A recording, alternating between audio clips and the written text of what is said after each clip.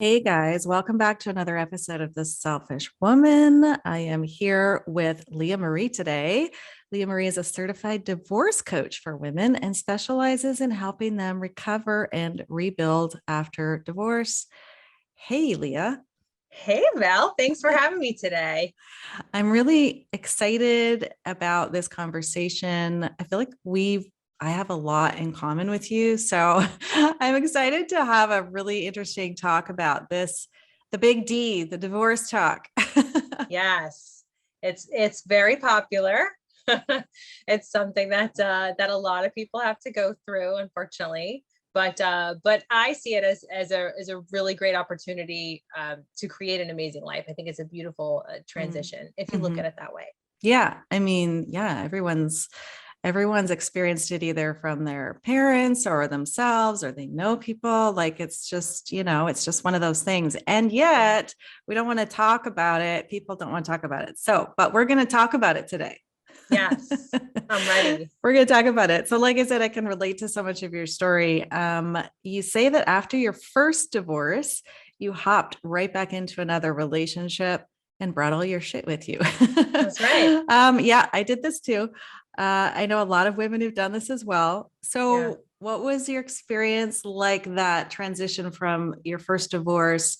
What caused you kind of hop back into another relationship? Tell us a bit about that. hmm So, well, I didn't know it at the time, but I had a lot of abandonment issues. When I was younger, when I was 16, my mom had an asthma attack in our home and passed away, and I was Oh, witness to the whole thing. So it oh, was wow. really traumatic, as you can imagine. And then 5 years later, my dad passed away from pancreatic cancer. So by 21, that was it. I was on my own. I don't have any siblings or anything. So that Mm, was kind of my journey. So I had a lot of abandonment issues, anxious attachment style, in relationships. And so I was really kind of a serial monogamist and just my whole life hopped right from one relationship to another. And so that's why I ended up marrying my first husband, was because we were friends and he was just a really good guy. And I knew he would be there and take care of me. And but I was never really, really in love with him. And I didn't, so we were married for about 5 years. And I knew that there was just so much missing. And so after that relationship, I did what I tell all my clients not to do, which is hop right back into another relationship, mhm, because I had this fear of being alone. But I didn't take the time to realize that. Like, I didn't know that that's what was going on. I just knew I was afraid that if I didn't find someone, I would be alone. And that was the worst thing that could happen. And so I hopped right into another relationship that lasted about 2 years, narcissistic relationship. And then after that relationship, I went right back on dating apps. And the very first person I went on a date with on a dating app, married them. Didn't, take the time to really figure out whether or not we were compatible, and if I, to really get to know the person and to really get to know me. Like, I didn't even know what I wanted or what I needed. My mhm, self-esteem was just non-existent, and I was still kind of fighting with that fear of being alone. And so then I was with, my second husband, and I remember reaching a point where I dropped to my knees in my bedroom and was like sobbing and telling myself, I can't believe you did this again. Like, I mm, can't believe you are here again, knowing that you're with the wrong person and you need to get out. I was embarrassed. I mean, it's stressful and it's depressing, and and so I was like, I've got to do something different. I can't keep doing this. I can't keep hopping in and out of relationships like that. And so that was really my tipping point, and the point in which I had to turn the focus on myself so mhm, that I could break those patterns in that cycle. mhm. Yeah, I can so relate to that. Similar, got into my first marriage quite young. And then when we got divorced, I hopped right back into another relationship, got married again, thinking that I was like all good to go. Yeah. And then Yeah. got to that same point, that tipping point of like, I'm not happy. I can't believe I've done this again. I'm facing myself and all of my patterns, Yes. and having to really take a good hard look at how I'd ended up there. And I think that a lot of women can relate to that, whether it's Mhm. relationships or something else. We tend to be in that autopilot mode of just looking for the next thing that's going to help us to feel better about ourselves, when really what we're Right. doing is avoiding ourselves, and Yes. it's just not sustainable. No, we can't rely on external sources to validate us or to make us feel secure or good about ourselves. It has to come from us. And when you can get to that point, that's the best point to be in, to try to get into a relationship, because you're not coming from a place of lack. You don't need it. You may Yeah. want it so that it can add value to your life, but you don't need it in order to feel happy or fulfilled. Totally. And you mentioned a fear of being alone, which I know for me, that was a huge fear too, of like, I'm going to be alone forever. And, I don't know how to be alone because I've always been in a relationship. And that was a Mhm. huge growth point for me, of actually learning to be alone with myself and Yes. start to become comfortable with that. What was that like for you? Yeah.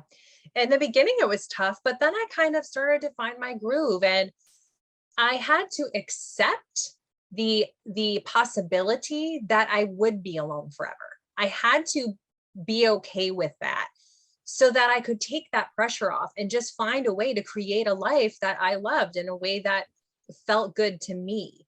And that helped me stop relying on external sources for that kind of validation and support and security. Mm-hmm. You have to learn to be all the things for you. Like, you have to be your own cheerleader. You have to be your own parent. You have to be your own best friend. You have to be Mm-hmm. your own lover. Like, you do the things. You take yourself out on dates. You do the things for you, and then you don't feel like you need it. You need anything else, and that fear dissipates. Mm-hmm. Because then if you do find somebody that happens to be a great match and it aligns with you on, physically, emotionally, mentally, spiritually, then it's like a bonus. It's like that. That's just the icing on the cake, but it's not something that you are required, you need to Yep. have in order for you to be in that space where you can find contentment. Yeah, exactly. Exactly. Um, Okay, let's talk about divorce now. There's Yes. so much shame around divorce. No one wants to acknowledge it, or they feel embarrassed, or they feel like they're a failure. And especially, okay, two divorces, right? It's just Hmm. like, I'm such a loser. Like, there's so much stigma around divorce. I had to work through that in myself. Now I'm like, whatever. But, I think society and culture is just creating this secrecy and this shame around it, and we feel like failures, and other people see it that way. So like, what's that about? Yeah, it has. You're right. I mean, it is society, and it's kind of what we've been told from an early age, right? Like, women in general usually take on the responsibility of trying to maintain relationships, and so when we get to the point where we're done, we feel like we failed. And so, but you have to get yourself to a place where you say to yourself, okay, I know that I'm doing what's best for me in my life, and this is my journey, right? I'm writing my story. If somebody else doesn't understand or agree with the way my story's unfolding, not my problem. Mm-hmm. Because in this day and age, when more than 50% of marriages end in divorce, there's a lot of us. Like, Mm-hmm. girl, you're in good company, right? Like, Right. there's plenty. So I don't let people's judgment affect how I feel. Like, I know that it's my responsibility to make myself happy. It's not, that they're not in your head. They're not in your experience. They are not, thinking your thoughts when you're laying your head down on your pillow or feeling your feelings. That it's all you. So you have to steer your own ship. And if other people look down on you because of your choices, or just don't agree, it's not our responsibility, because Yeah. no matter what choices I make, I can't please everyone anyway. Yeah. It's Yeah. not even possible. So Yeah. I'm just, you do you. Mm-hmm.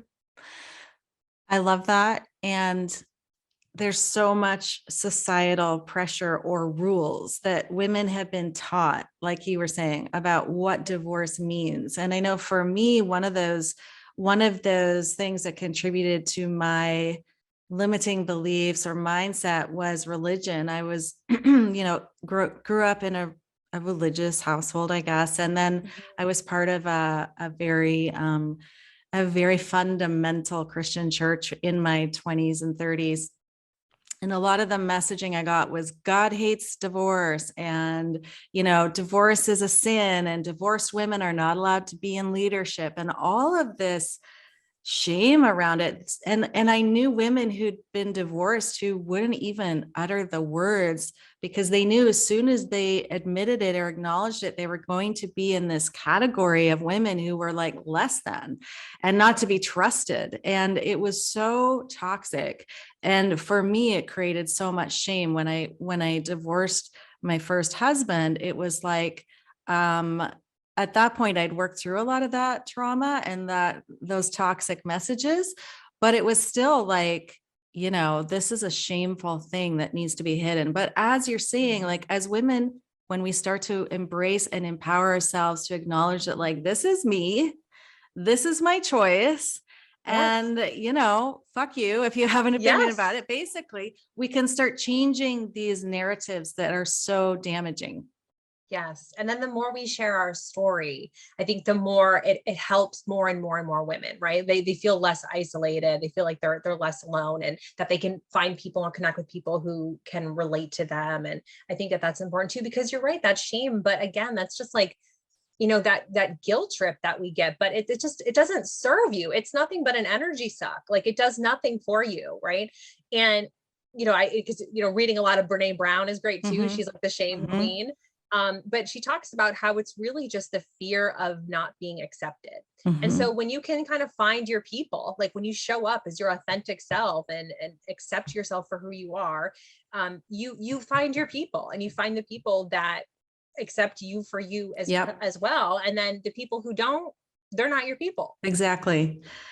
And we're talking also about the patriarchy. There was a big reason why women were told divorce is bad because husbands didn't want their wives to leave, right? So, like, Yeah. all of the patriarchal messaging also contributed, in my opinion, to the message women got that divorce is bad. And as we are smashing the patriarchy, we're also standing up and Mhm. being like, I'm going to do what works for me. And Yes. if that means ending a relationship, then that's what I'm going to do. And like you said, the more we talk about it, the more we empower other women to come out of the Mhm. closet and be like, yeah, I want more than this, or I want to be happy and this isn't it. And I am going to look for that. And look, I don't think anyone wants to be divorced. It's not a picnic, right? No. I'm sure you didn't No. enter your marriage as being like, hey, this is great until I'm going to get a divorce. Of course No. not. But No. if it comes to that, Yes. then let's talk about it. Let's have Yeah. community. Let's be real. Yes. And, that's the other thing, is that some people are so quick to say that, oh, nowadays people are so easy to, like, quick to get a divorce, and women just throw in the towel. And that's not true either. So on average, it takes someone 2 years to even come to the decision of a divorce. And then after that, you have to go through the process of the divorce itself, Mm-hmm. which, depending on how amicable or not the relationship is, that could take years and a lot Mm-hmm. of money. And then you have to go through the healing process and the Mm-hmm. rebuilding process after that. So I mean, it's not easy. Nobody wants to go through that, but there's sometimes you just get to a point where you feel like that's just the best decision for you, and you have to do it. And then, like, kind of touching back on what you said too, like the patriarchy. And it wasn't long ago that women couldn't get jobs. They Yeah. couldn't get credit cards. They couldn't buy land. Like, Yeah. we needed to be married in order to be able to survive, almost, right? And so there are many, many, many women who came before us who probably would have loved to have gotten divorced, Mm-hmm. but just couldn't. Mm-hmm. And so I think that's why we see it more and more, is because now women are more independent, more financially independent, and know their worth, and are able to do these things. And they don't need a man. They don't need, Absolutely. or a woman, whoever. They don't need to Yeah. be in a relationship. Yeah. And so I think that that's kind of opening up opportunities for people too. Exactly. And like, yeah, I think women couldn't have bank accounts until like the 60s or something. Like, it's crazy, Right. right? I was Right. talking with a girlfriend about this the other day and about how, like, women are at a place now where we have so many opportunities, we have so much available to us to create our own amazing lives, Yes. that we don't need a man for that financial stability anymore. Mhm. And so now we're looking at it going, well, what are you bringing to the table? You know, in a Exactly. heterosexual relationship, what is the man bringing when I don't need the money, I don't need the permission to have a Yes. life? Yeah, it's like we're requiring more of our partners as well. And I think that's also part of it, which is amazing because it means that women can step into so much more leadership, opportunity, all the amazing things. So it Absolutely. totally tracking with that. I was looking up some stats. You probably know this already, but I thought this was interesting. So women initiate 70% of divorce. Mhm. And for college educated women, the rate jumps to 90%. So Yeah. why is that? What's your take on that? I think it's just like you said, like, what are you bringing to the table? We don't need it anymore. Like, we're getting to the point where the more we are financially stable and we are educated and we are creating these lives and we can stand on our own 2 feet, like, we're good. Like, what, like, unless you're adding value to my Mhm. life, I am not going to allow you in, right? Like, I'm preserving my energy and like what I have going for me is great. And so unless you bring something in, it's not, they don't need it.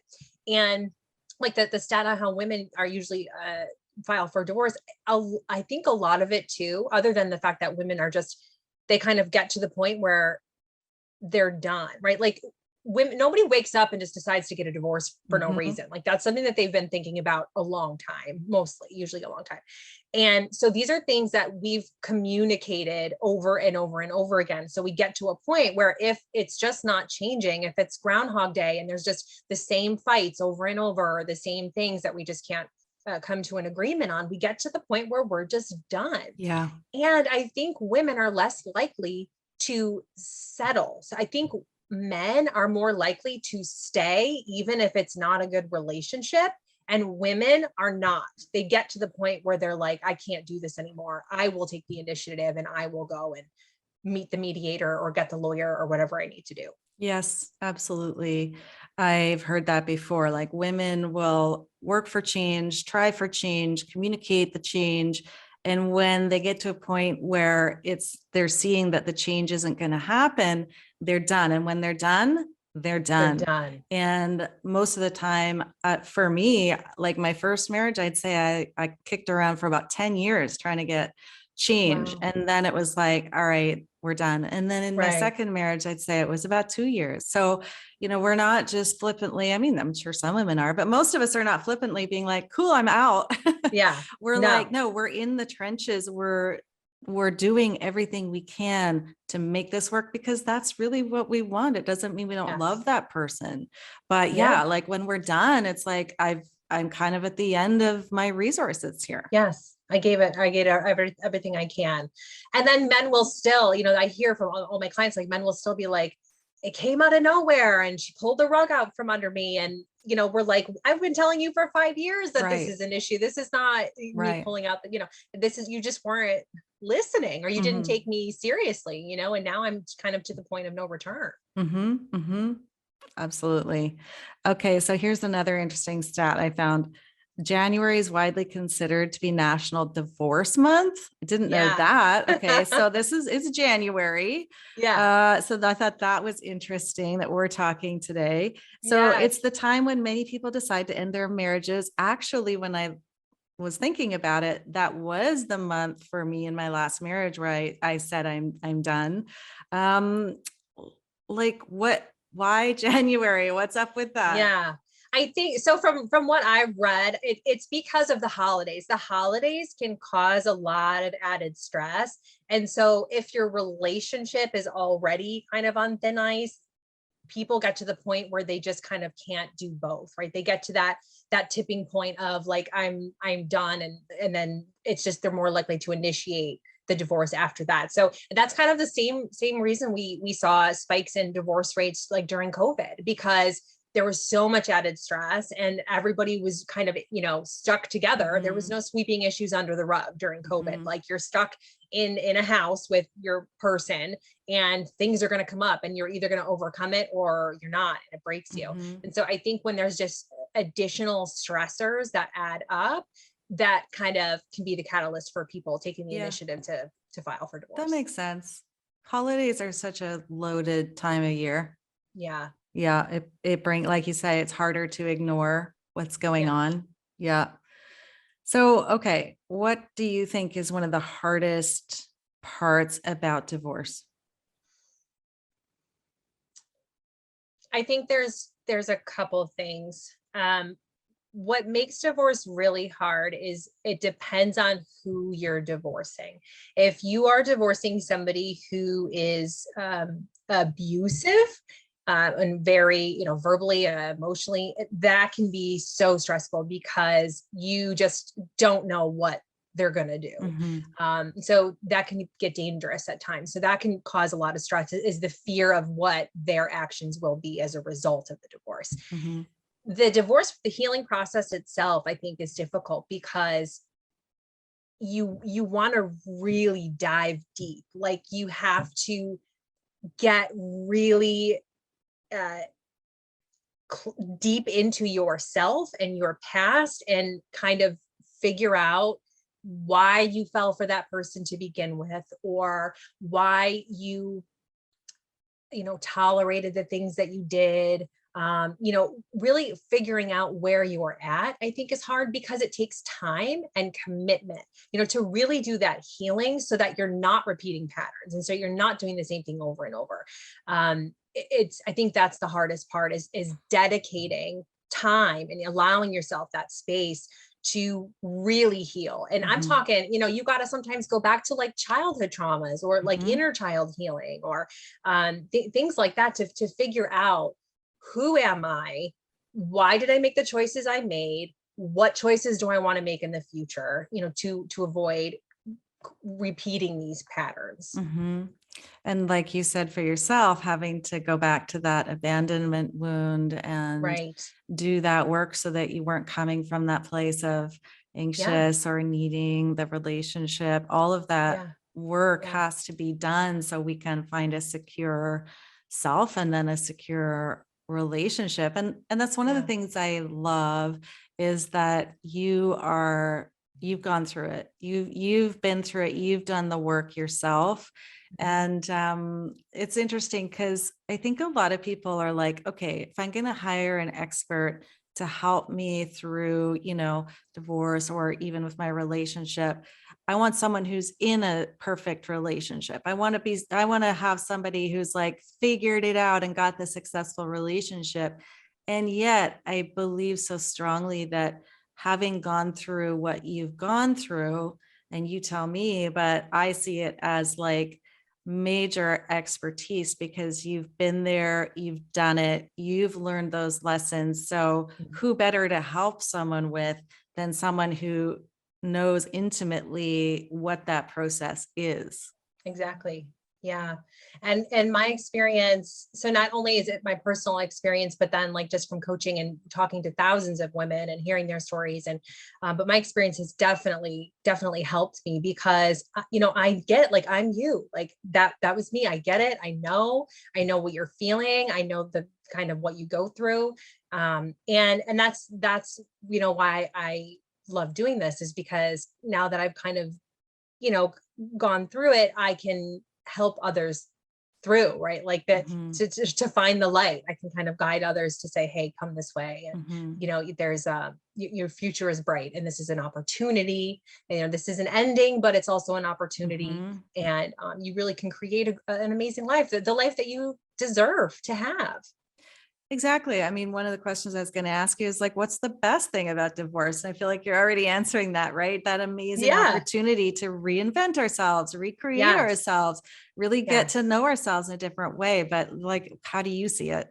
Yeah, as that. I mean, because it's a chance to heal wounds that you should have healed a long time ago. Mm, It's a chance to get to know yourself, it's a chance to learn how to love yourself, and how to be independent, and how to embrace that side of yourself.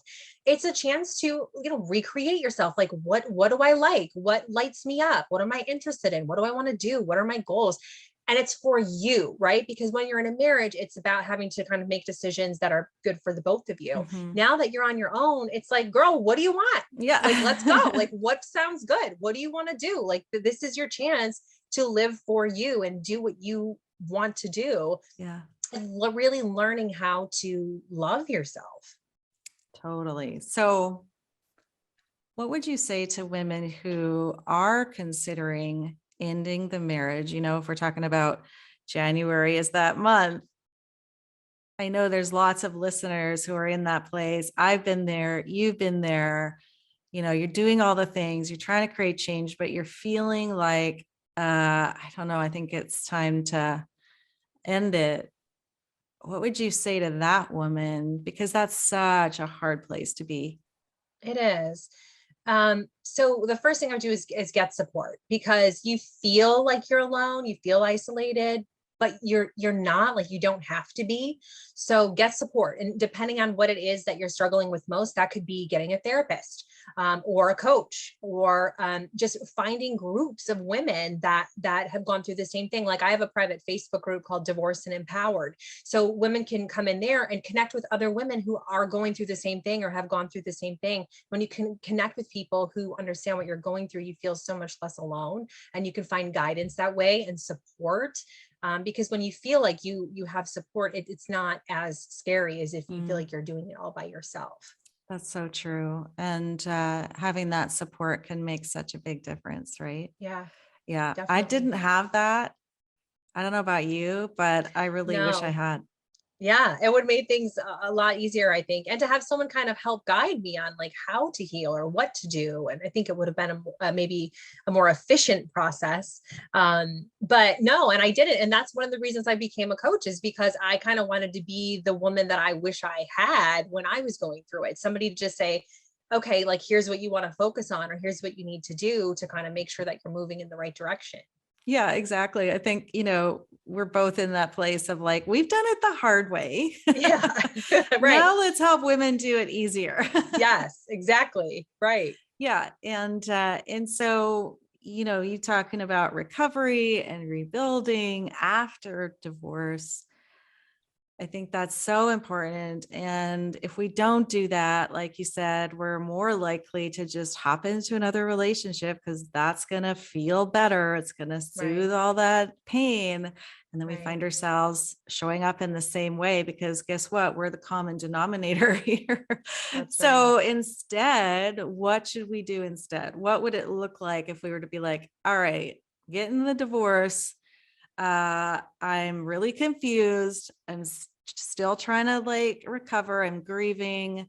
Mhm. Everything's not making sense. I don't know what to do. Like what's the first step or how do they navigate that? Mhm. So some things you can do, like, alone, is journaling is a wonderful tool, because it's free, it's easily accessible, but it's so therapeutic. Just getting all of that out, and it helps you process your emotions and make sense of things and understand what's going on, and you can kind of find patterns in there as well as you're kind of getting that stuff out. And allowing yourself the time. I think this is the thing too, is, nobody likes to feel pain.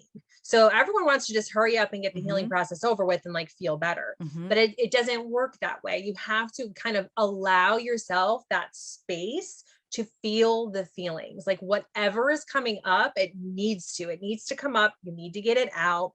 The grieving, because you're not only grieving the loss of a relationship, but you're grieving a lot of things. You might be grieving the house that you had to leave, or the job you had to leave, or you're grieving the family structure, or you're grieving the future you thought you were going to have. Like, there's a Mm, lot that goes into it. So you can't just, walk out and then be like, okay, now I'm good. I mhm, mean, you mhm. have to allow that to happen. And sometimes grieving a person that's still alive is harder than grieving somebody who's passed away, Oh, because they're still wow. there. You can still look them up on social media, or you can still bump into them somewhere, or you can still, you might have to see them because you're co-parenting, right? So Wow. you have to be patient and just give yourself some grace to kind of work through that, and feel the feelings, so that you can process it in a healthy way and then move forward. Whew, that's so powerful. And giving permission to grieve, to Yeah, not minimize it or distract, but really do that work of just letting it be there. And journaling is so important. I know I started journaling that January for like really. for reals. Yeah, And I journaled every day for a whole year. And it really changed my life just talking to myself, putting my thoughts right. out there, like that is such great advice. I know personally it really has been a game changer for me. And so just getting real with ourselves, being Yeah. honest. Right. That's huge. Really being honest with yourself is huge. Mm. Because I think, women are so intuitive. Like we're magical, right? Our intuition. But the problem is a lot of us ignore it or we brush it off. And so that's another part of the process is starting to hone in on that again and connecting with that again and listening to that voice. Like, what is it that you need? Just Yeah. listen and let that guide you. Let that be your compass. Oh yeah. Because we're so caught up in the like the fear and the doubt and the worry and the pain and the kids, Yeah. how's it going to affect them and all of that stuff that we forget to listen to our Yeah. intuition and to trust ourselves. I think that's something that a lot of women say that I hear is they not only have lost themselves, but they don't trust themselves. And especially if you've gone through a difficult divorce, I think one of the things is like, I don't trust myself to even choose a partner anymore because I've done this, I saw myself showing up making bad choices. Now I don't trust myself Mhm. even to look at another relationship. And that's a whole other piece is like, Mhm. when are we ready to open up to love again? And how Yeah. do we do that? I think when you do trust yourself, it's about building your confidence and knowing your worth. Because when you have those two things, then you're setting higher standards and you have stronger personal boundaries. So Mm, you have standards for who you're looking for and what you'll accept, and then the boundaries for things that you will not, right? Like I'm not going to tolerate this, or I'm not going to accept somebody who does this. And that puts you in a more empowered kind of place where you can choose the people that you want to choose. yeah. um and then doing that work, like figuring out why, like what was it about this person that you were drawn to begin with? What things in the relationship do you know you don't want to repeat again? What things do you now know you need in a relationship that you weren't getting?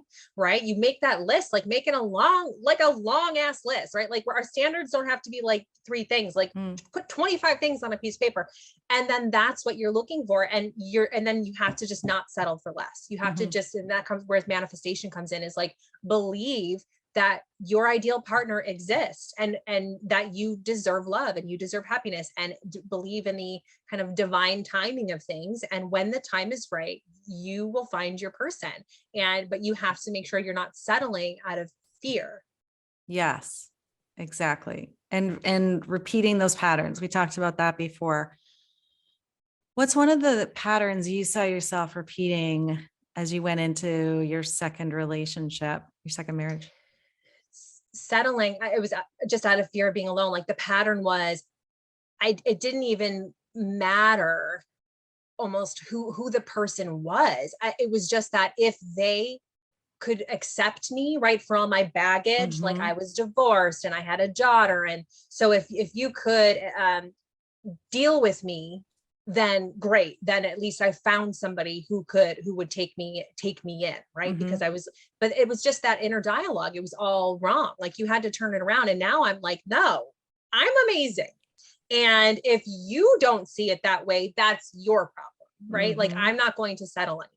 So that was kind of my pattern, is I had to learn to love myself and find my own worth, so that I had higher standards and I could find somebody that was the right partner for me. Oh my God, yeah. Instead of like, oh, you want to be with me?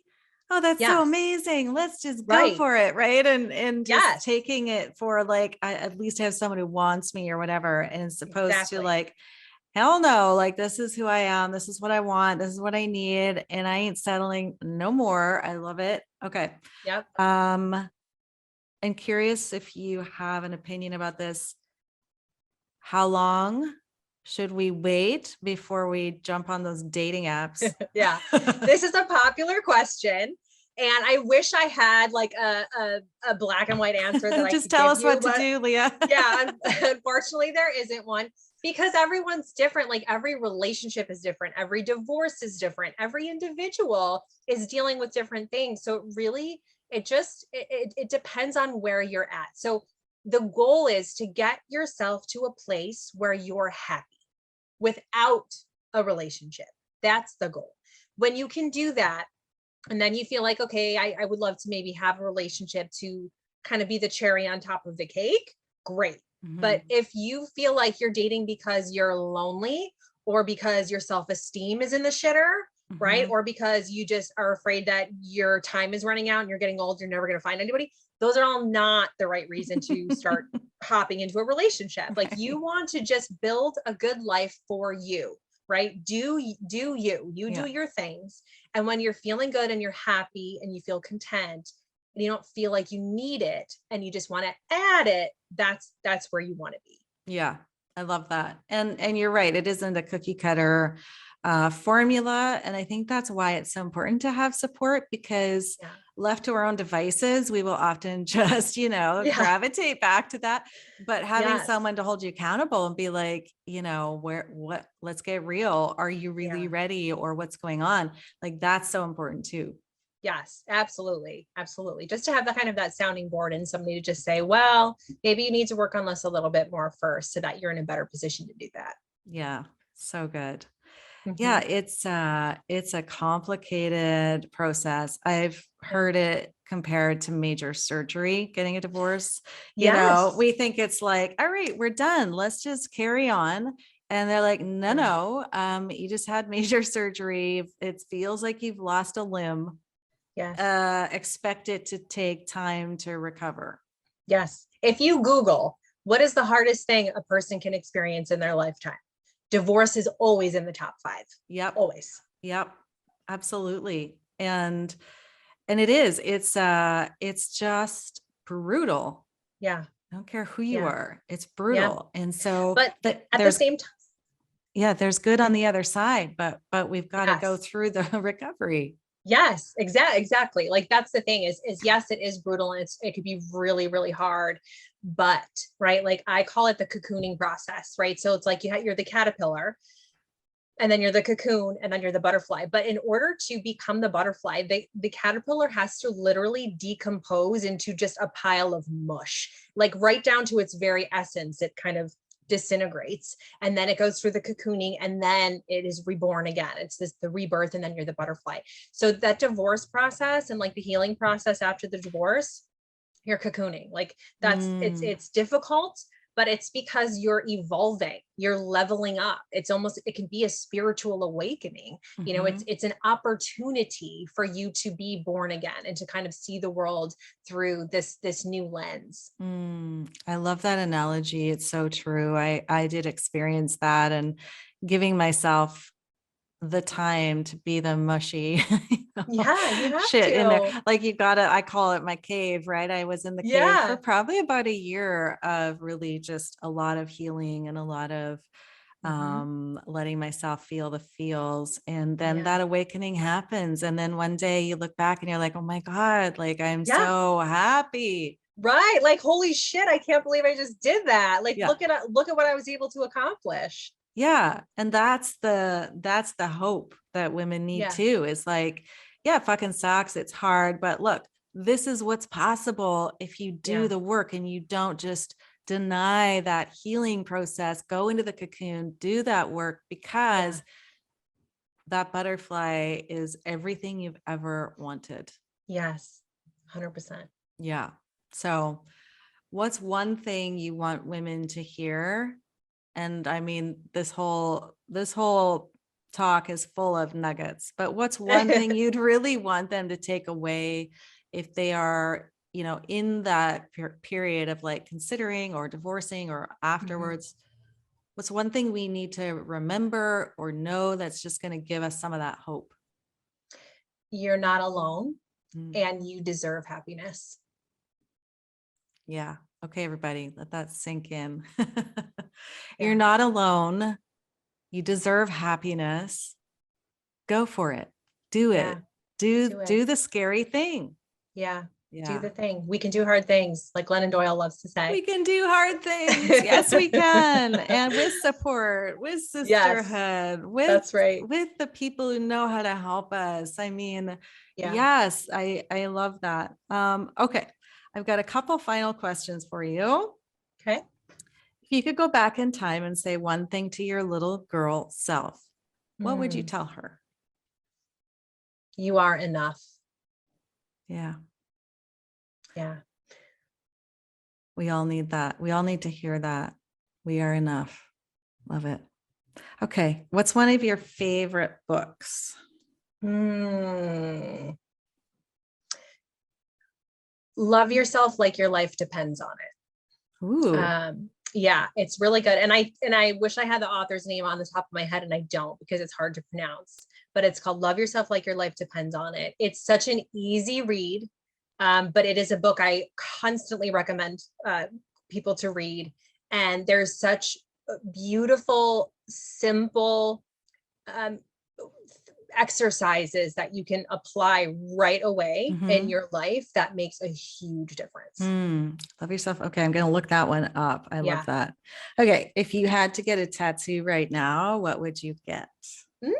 I have a lot of tattoos already.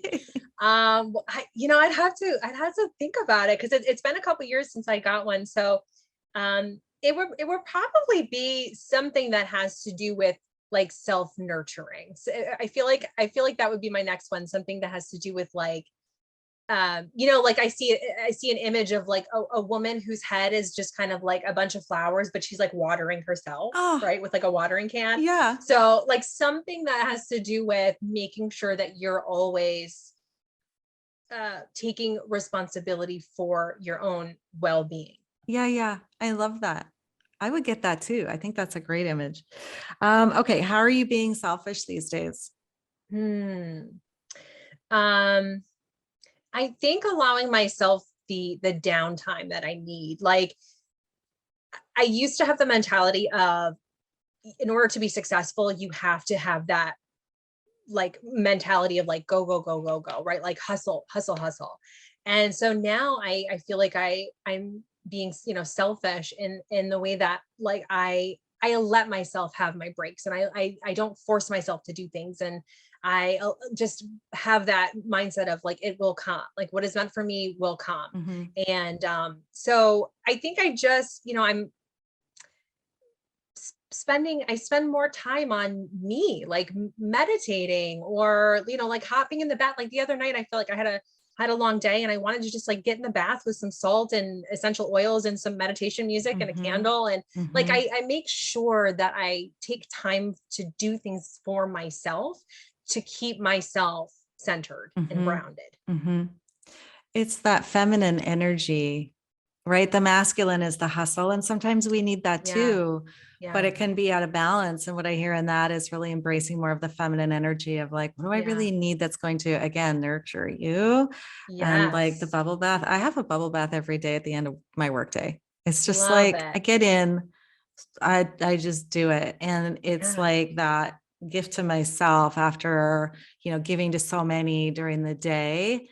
It's like, Hmm. yeah, I'm giving myself 20 minutes to like be in here with my candles and my Yes. my spiritual music and Yes. yeah, I love Yes. that. You need it. Yeah, I love that.